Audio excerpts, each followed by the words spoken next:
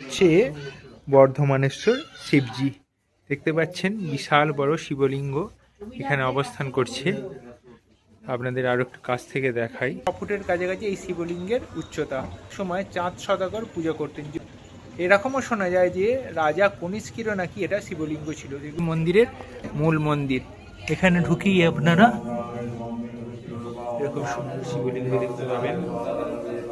Nandi park তার ঠিক পেছনেই দেখুন এখানে একসঙ্গে 108টা ঘন্টা ঝুলছে। নমস্কার বন্ধুরা, আমি পদ্মনাভ আর আপনারা দেখছেন আপনাদের প্রিয় ইউটিউব চ্যানেল স্পেশাল জার্নি।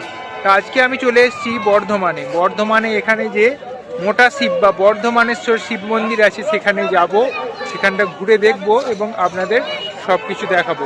এরপরে চলে যাব 108 শিব মন্দির। বর্ধমান স্টেশন আর এই পাশেই হচ্ছে বিশাল টোটো স্ট্যান্ড। এইখান থেকে আপনারা টোটো ধরে নেবেন। টোটো ধরে সরাসরি আপনারা বর্ধমানেশ্বর শিব মন্দির, 108 শিব মন্দির এই সমস্ত ঘোরার জায়গাগুলো আপনারা চলে যেতে পারবেন। বর্ধমান স্টেশন থেকে টোটো ভাড়া করে মাথা পিছু 20 টাকা ভাড়া দিয়ে একেবারে চলে এলাম আলমগঞ্জে বর্ধমানেশ্বর শিব মন্দিরের সামনে। আপনাদের যে মূল শিবলিঙ্গ আছে সেই শিবলিঙ্গের দর্শন করায়। একেবারে সরাসরি মন্দিরের গর্ভগৃহের দিকে যাচ্ছি।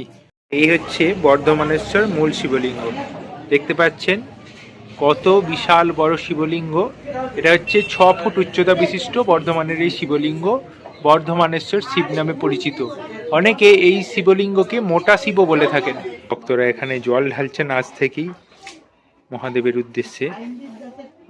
নন্দী মহারাজ আর সামনে এই যে বর্ধমানেশ্বর শিবজি। এই শিবলিঙ্গের উচ্চতা 6 ফুট। এই যে বর্ধমানেশ্বর শিবজি আছেন, এনার যে ইতিহাস আছে সেই ব্যাপারে যদি একটু বলেন। 1972 সালে 10ই আগস্ট মাটি খনন করতে গিয়ে বাবাকে পাওয়া গিয়েছে। আচ্ছা, সেই থেকে বাবা বর্ধমানেশ্বর নামে এখানে প্রতিষ্ঠিত। আর এই শিবজির উচ্চতা কতটা? এর উচ্চতা 5 ফুট 5 ইঞ্চি। 5 ফুট 5 ইঞ্চি। শোনা যায় যে এটা নাকি চাঁদ সদাগরের শিবলিঙ্গ ছিল। কেউ জানে না কার শিব। আচ্ছা, আবার কেউ কেউ বলছিলেন যে রাজা কনিষ্কেরও এটা শিব। সব কেউ জানে না। আচ্ছা আচ্ছা, আর এই শিবলিঙ্গ পাওয়া গেছিল কোথায়? না স্বয়ম্ভু শিবলিঙ্গ এটা? এটা মাটির তলা থেকে এখানে পাওয়া গেছে। আচ্ছা, এই জায়গাটায় আগামী শিবরাত্রিতে এখানে কি কি অনুষ্ঠান আছে? আবার শিবরাত্রি ব্রত পালন করা হয়। 4 পরে 4 বার বাবার পুজো হয় এবং এখানে নানা রকম সাংস্কৃতিক অনুষ্ঠান হয়। আচ্ছা, সারা রাত ধরে যদি কেউ এসে ভাবে পুজো করবে সে করতে পারবে? 4 পরে 4 বার পুজো হবে। আচ্ছা, শিবরাত্রি ছাড়া আর কোন কোন মাসে বিশেষ উৎসব হয়? 25শে শ্রাবণ বাবার আবির্ভাব দিবস। 25শে শ্রাবণ। হ্যাঁ। আর এমনি সাধারণ সময় সাধারণ গাজন আমাদের লীলাবতীর পুজো শুরু হয়েছে, নীল উৎসব বলে। আচ্ছা, যাকে বলে চড়ক। আর সাধারণ সময় মন্দির কটা থেকে কটা অবধি খোলা থাকে? আমাদের সকাল 6টা থেকে সন্ধ্যে 6টা পর্যন্ত খোলা থাকে। আচ্ছা, 6টার পর বন্ধ হয়ে যায়। হ্যাঁ। ঠিক আছে, অনেক ধন্যবাদ আমাদের দর্শকদের জানানোর জন্য।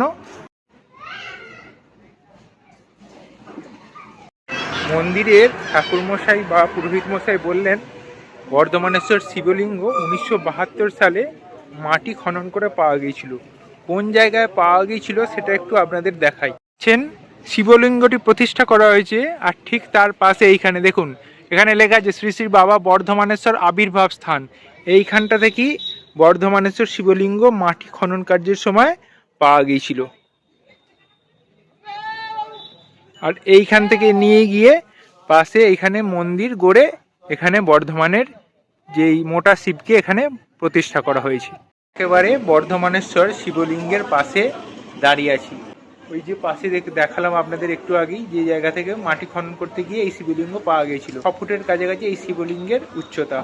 বলা হয় যে এই শিবলিঙ্গে নাকি একসময় চাঁদ সদাগর পূজা করতেন, যদিও এটা এখানকার পুরোহিত মশাই বললেন যে এটা শোনা যায়। আর তারপর এরকমও শোনা যায় যে রাজা কনিষ্কেরও নাকি এটা শিবলিঙ্গ ছিল। এগুলি সবই একটা কথিত কথা হিসেবে এখানে প্রচলিত আছে। কিন্তু এখন বর্তমানে বর্ধমান শহরের আলমগঞ্জে এই শিবলিঙ্গ প্রতিষ্ঠা করা আছে। আর তার সঙ্গে এখানেই প্রত্যেক দিন এই শিবলিঙ্গে পূজা করা হয়। বর্ধমানের যিনি ঈশ্বর, তাই জন্য এই শিবলিঙ্গকে বলা হয় বর্ধমানেশ্বর। তো বড় বিশাল আকৃতির শিবলিঙ্গ, তাই জন্য এই শিবলিঙ্গকে অনেকে মোটা শিব বলেও অভিহিত করে থাকেন। তো আপনারা কিন্তু অতি অবশ্যই বর্ধমান ঘুরতে এলে এই বর্ধমানেশ্বর শিবজির এখানে আসবেন, বর্ধমানেশ্বর শিবজিকে দর্শন করবেন। সকাল 6টা থেকে সন্ধ্যা 6টা অবধি একটানা এই মন্দির খোলা থাকে, কোনো অসুবিধে নেই। আসবেন, মন্দির দর্শন করবেন, পূজা দেবেন, এখানে একটু বসবেন, মহাদেবকে ভজনা করবেন, তারপর আপনারা যেখানে যাবেন। বর্ধমানেশ্বর শিব মন্দির দর্শন সম্পূর্ণ হলো। আপনারা শিবরাত্রি এবং তারপরে যখন খুশি আপনারা এই বর্ধমানেশ্বর শিব মন্দিরে আসুন এবং এখানে দর্শন করে যান। বর্ধমানেশ্বর শিব মন্দির দর্শন হয়ে গেল, সামনের দিকে একটা টোটো ভাড়া করে নিলাম। এবার এখান থেকে চলে যাচ্ছি সরাসরি 108 শিব মন্দির। বর্ধমানেশ্বর অর্থাৎ মোটা শিব দর্শন করবার পর একেবারে সরাসরি চলে এলাম 108 শিব মন্দিরে। 108 শিব মন্দিরের ভিডিও আমার চ্যানেলে আছে, সেটা আপনারা অনেকেই দেখেছেন। এর আগে আরও একবার এলাম এবং আপনাদের আরও একবার ঘুরিয়ে দেখাই। এ বর্ধমান নবাবহাট 108 শিব মন্দিরের মূল ফটক। দেখছেন মন্দির ঢোকার রাস্তা, আর ঠিক তার ডান পাশে এইখানটা গাড়ি পার্কিং করার জায়গা। এখানে আপনারা 4 চাকা 2 চাকা যা খুশি নিয়ে আসতে পারেন। এখানে এসে আপনারা গাড়ি পার্কিং করবেন। এখানে দেখুন গাড়ি পার্কিং করার রেট চার্টটাও এখানে লেখা রয়েছে, এটা আপনারা একটু দেখে নিন। আর এখানে গাড়ি পার্কিং করবার পর তারপরে আপনারা মন্দিরে প্রবেশ করবেন। সুন্দর মূর্তি এখানে তৈরি করে রাখা হয়েছে, এই জায়গাটাও কিন্তু সুন্দর। এটা হচ্ছে মন্দির ঢোকার মূল রাস্তা। আর মন্দির ঢোকার জন্য এখানে টিকিট কাউন্টার আছে, টিকিট কাউন্টারে টিকিট কাটতে হবে, টিকিট মূল্য 2 টাকা। আর টিকিট কাউন্টারের পাশেই এখানে রয়েছে জুতা রাখার জায়গা। এখানে আপনাদের প্রথমে জুতো খুলে রাখতে হবে। আর এখানে পানীয় জল এরও ব্যবস্থা করা রয়েছে, টয়লেট বা শৌচালয়ের ব্যবস্থাও কিন্তু এদিকেই রয়েছে। এই কাজগুলো আপনারা প্রথমে এখানে মেটাবেন, তারপরে 108 শিব মন্দিরে প্রবেশ করবেন। এই যে টিকিট কাউন্টার থেকে 2 টাকা দিয়ে টিকিট কিনে নিলাম, জায়গাটাতে আপনার টিকিটটা জমা দেবেন, তারপরে 108 শিব মন্দিরে প্রবেশ করবেন। মন্দিরের রাস্তা দিয়ে ঢুকেই ডান দিকে আপনারা এই যে শিব মন্দিরটা দেখতে পাচ্ছেন, এই শিব মন্দিরে সর্বপ্রথম পূজা করা হয়। এই শিব মন্দিরে পূজা করবার পর উল্টো দিকে এই যে দেখতে পাচ্ছেন এই শিব মন্দির দুটোতে পূজা করা হয়। তারপরেই এই দিকে যে পাশের আরও একটি শিব মন্দির আছে, এখানে পূজা করা হয়। তারপর বাকি যে সমস্ত শিব মন্দিরগুলি আছে সেখানে পরপর পূজা করা হয়। এখানে মোট 109টা শিব মন্দির আছে। প্রথমে মূল শিব মন্দিরে পুজো করে তারপর বাকি যে সমস্ত শিব মন্দিরগুলো আছে সেখানে যে শিবলিঙ্গ আছে সেখানে ফুল দিয়ে পূজা করা হয়। 108 শিব মন্দিরের মূল মন্দির। এখানে ঢুকেই আপনারা এরকম সুন্দর শিবলিঙ্গ দেখতে পাবেন।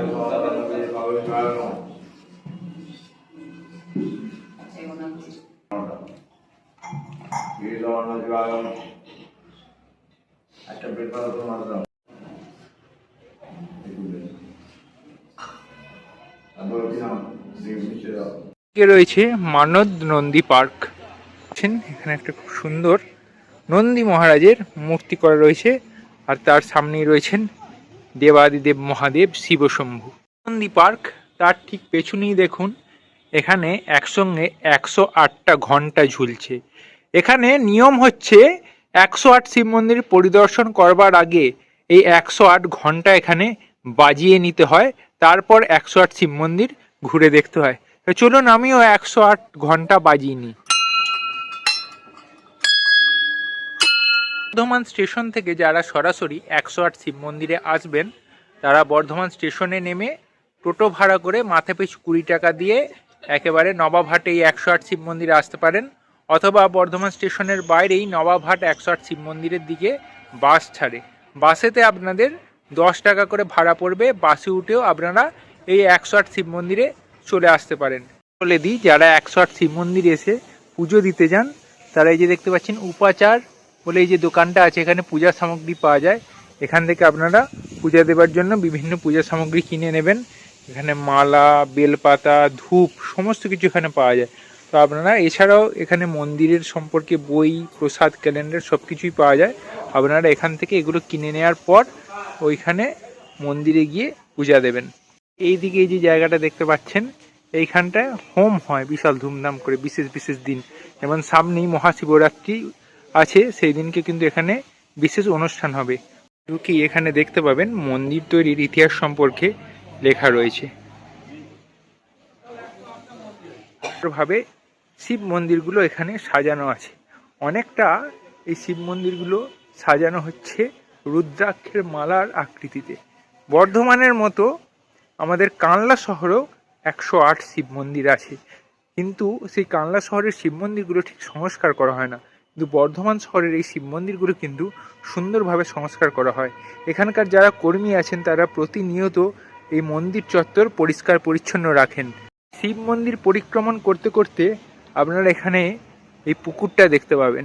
পরিক্রমণ করতে করতে এইখানে একটা পুকুর পড়বে, এই পুকুরের জল নিয়ে কিন্তু আপনারা মহাদেবের মাথায় জল ঢালতে পারেন বা মহাদেবকে জলাভিষেক করতে পারেন। গঙ্গা জল নিজেরা নিয়ে এসেও মহাদেবের মাথায় জল দিতে পারেন, অথবা যদি আপনারা গঙ্গা জল না নিয়ে এসে থাকেন তবে এই যে পিছনে এই যে পুকুরটা দেখতে পাচ্ছেন, এই পুকুর থেকে জল নিয়ে গিয়ে আপনারা মহাদেবকে জলাভিষেক করতে পারেন। এখানে প্রত্যেকটা শিব মন্দিরের আলাদা আলাদা নাম আছে। যেমন দেখুন, এটা হচ্ছে পরমেশ শিব মন্দির, পাশে রয়েছে বারাণসীপতি শিব মন্দির। প্রত্যেকটা মন্দিরের এরকম আলাদা আলাদা নাম রয়েছে। এখানে রয়েছে আদিনাথ শিব মন্দির, তার পাশে রয়েছে সদাশিব শিব মন্দির, তার পাশে রয়েছে শ্রী শ্রী বিশ্বপতি শিব মন্দির। মন্দিরের দেখুন কারুকার্যগুলোও কিন্তু খুব সুন্দর। প্রত্যেকটা মন্দিরের ভেতরই দেখতে পাচ্ছেন সুন্দর শিবলিঙ্গ রয়েছে। মন্দির চত্বর তো পরিষ্কার পরিচ্ছন্ন, সেটা তো একটু আগেই বললাম। তার সঙ্গে সবথেকে যেটা ভালো জিনিস, এখানে প্রচুর সবুজ গাছপালা রয়েছে, আর এখানকার পরিবেশটাও কিন্তু খুব শান্ত। এখানে শ্রাবণ মাসে বহু ভক্ত জল ঢালতে আসেন। শিবরাত্রির দিন এখানে সারা দিন রাত অনুষ্ঠান হয়। এছাড়াও চৈত্র মাসে যখন গাজন হয় তখনও কিন্তু এখানে ধুমধাম করে অনুষ্ঠান হয়। তাছাড়াও সারা বছর মন্দির খোলা থাকে। এইবার বলে দিই মন্দির কটা থেকে কটা অবধি খোলা থাকে। কাল 6টার সময় বর্ধমানের এই 108 শিব মন্দির খুলে যায় আর বন্ধ হয় একেবারে সন্ধ্যা 6টার সময়। তার মাঝে মন্দির একবারেও বন্ধ হয় না। মন্দির ঘুরতে ঘুরতেই মাঝে মধ্যেই এরকম আপনারা বিভিন্ন দেবদেবীর মূর্তি বা বিগ্রহ দেখতে পাবেন। এখানে যেমন রয়েছেন স্বয়ং ভগবান শ্রী বিষ্ণুর একটা সুন্দর বিগ্রহ। শিব মন্দির ঘুরতে ঘুরতেই মাঝখানে আপনারা এরকম সুন্দর একটি মা অন্নপূর্ণার মন্দির দেখতে পাবেন। এই মন্দিরগুলো কমলীপ্রসাদ ভগত ও সাবিত্রী ভগতের স্মৃতির উদ্দেশ্যে তার পরিবারবর্গ বানিয়ে দিয়েছে এই মন্দিরটা। এখানে দেখতে পাচ্ছেন মহাদেব এবং পিছনে মা অন্নপূর্ণা সুন্দর মূর্তি।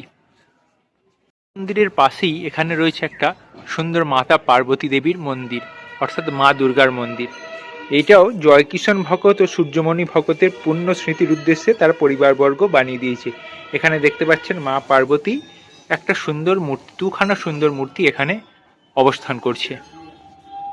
এখানটা মন্দির কমিটি থেকে সুন্দর একটি গাঁদা ফুলের বাগান তৈরি করা হয়েছে। দেখুন একসঙ্গে কত ফুল ফুটে আছে, খুব সুন্দর দৃশ্য। এখান থেকে দেখুন এই রয়েছে পার্বতী মন্দির, আর তো তার পাশে রয়েছে মাতা অন্নপূর্ণা দেবীর মন্দির, আর এইখানেই রয়েছে নন্দী মহারাজের খুব সুন্দর একটি মূর্তি।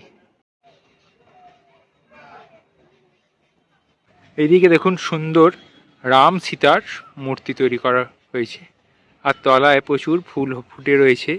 একটা অত্যন্ত সুন্দর দৃশ্য।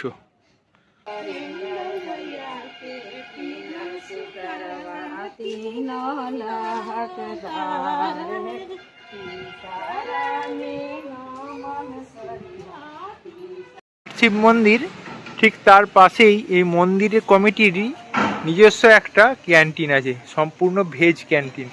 এখানে দেখুন কি কি খাবার পাওয়া যায়, সেই চারটা আপনাদের দেখিয়ে দিচ্ছি। এই সমস্ত খাবার এখানে পাওয়া যায়। এই 108 শিব মন্দিরের পাশে ভেজ ক্যান্টিন থেকে আমি অর্ডার করলাম দুটো দই বড়া, যার দাম নিল 30 টাকা। এর মতো আমার বর্ধমান নবাবহাটের 108 শিব মন্দির পরিক্রমণ শেষ হয়ে গেল। শিবরাত্রির আগে এবং শিবরাত্রির পরেও আপনারা কিন্তু এই 108 শিব মন্দিরে আসুন, এই জায়গাটা ঘুরে দেখুন, আপনাদের অতি অবশ্যই ভালো লাগবে। আমি আপাতত বর্ধমানের একটা খুব ভালো রেস্টুরেন্ট নক্ষত্র, এই নক্ষত্র রেস্টুরেন্টে খেতে এসেছি। আমি এখানে অর্ডার করেছি একটা স্টিম রাইস এবং তার সঙ্গে পনিরের একটা আইটেম। এই দুটো আইটেম অর্ডার করে দিয়েছি। এবার ওনারা দিয়ে গেলে খাবারটা খাবো, খাবারটা কেমন খেতে সেটাও আপনাদের বলবো।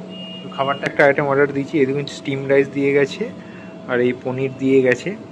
স্টিম রাইস আর পনিরটা খাই, আর এটা কেমন খেতে সেটা আপনাদের বলছি। আপনাদের বললাম স্টিম রাইস আর পনির অর্ডার করেছি, এটা দিয়ে গেল। এখানে যে স্টিম রাইস নিয়ে নিয়েছি, আর এদিকে দেখতে পাচ্ছেন যে পনির, তো পনির পাতে একটু নিয়ে নিয়েছি, আর পনির আর স্টিম রাইস একটু মুখে দিয়ে দেখি স্বাদটা কেমন।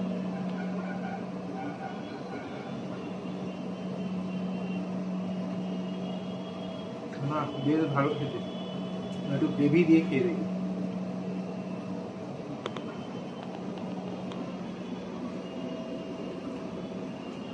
গ্রেভির স্বাদও খুব সুন্দর, একটা বাটারের হিন্ট আছে, আর তার সঙ্গে যে মশলাগুলো দেওয়া হয়েছে সেগুলো বেশ সুন্দর। তা আমি বলবো যদি আপনারা বর্ধমান বেড়াতে আসেন, ঘুরতে আসেন, সেক্ষেত্রে আপনারা এই নক্ষত্র রেস্টুরেন্টে এসে আরও খাবার, আরও অন্যান্য অনেক রকম আইটেম এখানে আছে, এই খাবারগুলো এখানে অর্ডার দিয়ে খেতে পারেন। এটা কোনো পেড প্রমোশন নয়, একেবারে আমি আমার পয়সা দিয়েই খাচ্ছি। তো ঠিক আছে, আজকে ভিডিওটা এই পর্যন্তই, আমি বাকি খাবারটা খেয়ে নিই, দেখা হচ্ছে আবার পরের ভিডিও।